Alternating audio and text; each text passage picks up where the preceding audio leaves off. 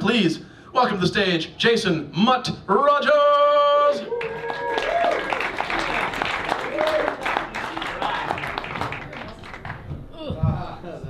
Come on, everybody, give it up for Bob Gaudette, our illustrious host this evening. Yes, he is right. I can tell from the look on this guy's face, he just noticed. These are my real legs. If you guys could take a quick look and realize, this is it. This is what I got. I'd forget just how short these things were, unless, of course, I had that moment at home when I'm ironing my pants. And I realized my legs are 2 irons long. Not gonna lie, it makes me kind of sad. I realized I could use the back water tank of my toilet as my ironing board.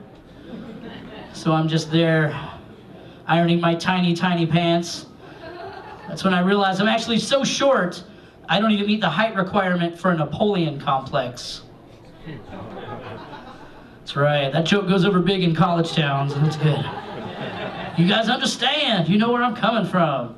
Yeah, I don't know, but that's exactly why I want everybody to appreciate the options that you have in your life. Because I know if I were taller, I would definitely choose to be an asshole. I just don't have the choice. I'm not saying you're assholes, I'm just saying you have that option. I have to be a nice, funny guy, even when people come up and say really ridiculous things. Like this woman, she came up to me once, just out of nowhere. She just came running up to me. She's like, "Hey, do you play volleyball on Tuesdays?" Like, I'm sorry, what? No, what? It's like, no, volleyball on Tuesdays. I'm like, not on purpose. This is an invitation, I don't get it. It's like, no, volleyball for little people over at the rec center on Tuesdays. And again, I just had to be a nice guy. So I was like, oh, you know, I'm just a really short guy. I'm not actually a little person. And she just kind of took a step back and looked me over, and then she just shook her head. She goes, "My daughter's a little person. So obviously she knows a midget when she sees one." And I was fooling no one. But I went home and I thought about it. So seemingly, this bitch owns a midget. And she doesn't understand why whoever owns me doesn't take me to volleyball on Tuesdays. And to that I say I deserve my exercise too. That shit is unfair. Let's see, but I do like to think of myself as kind of like a can of kick-ass concentrate. You know, I'm just like a much larger person, just kind of squished down.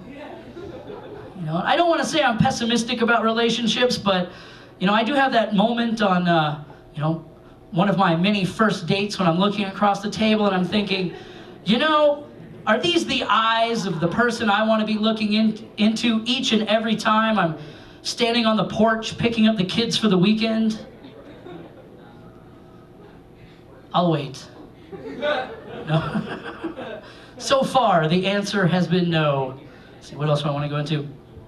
But yeah, I did spend a few years in Japan, had a great time over there. First thing I did when I got there, I unplugged my toilet.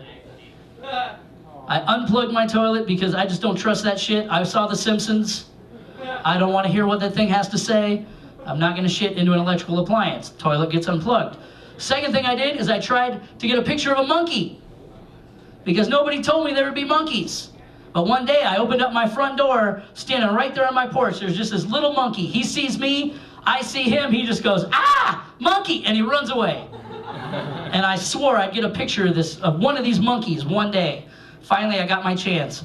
I was driving up the road there in Japan, and coming upon this bridge. There's a monkey sitting on the edge of the bridge, just hanging his legs off the edge, just like watching, you know, he's just watching the tide roll in. Just no big deal.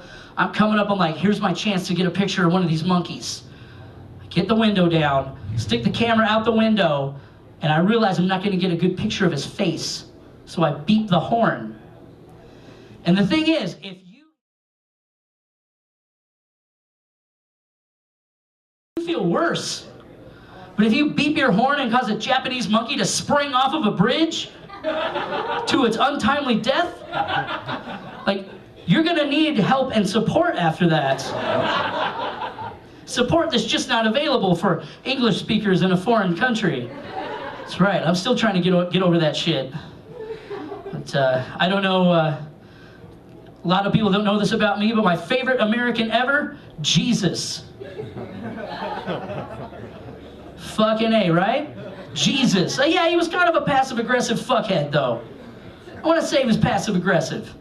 Because let's face it, he knew he was going to die. What does he do? Throws a big dinner party for all his friends. And they're like, hey, dude. Or he's like, hey guys, they're going to kill me tomorrow. And they're like, well, dude, don't go. Easy. He's like, well, I have to. Because it's all about love and it's all about forgiveness. It's like, but I want you to write this down. Blame the Jews. They're kind of confused by this. They look around, they're like, Jesus, you're a Jew, we're all Jews. He's like, well, that's the other thing I want you to write down. You're not Jews anymore. You've been promoted.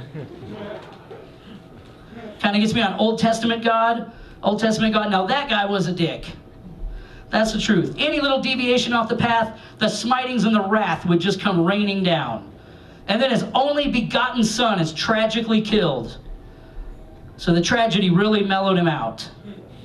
You know, kind of like Clapton. All right, that's going to do it for me. Let's get Bob back up here, everybody.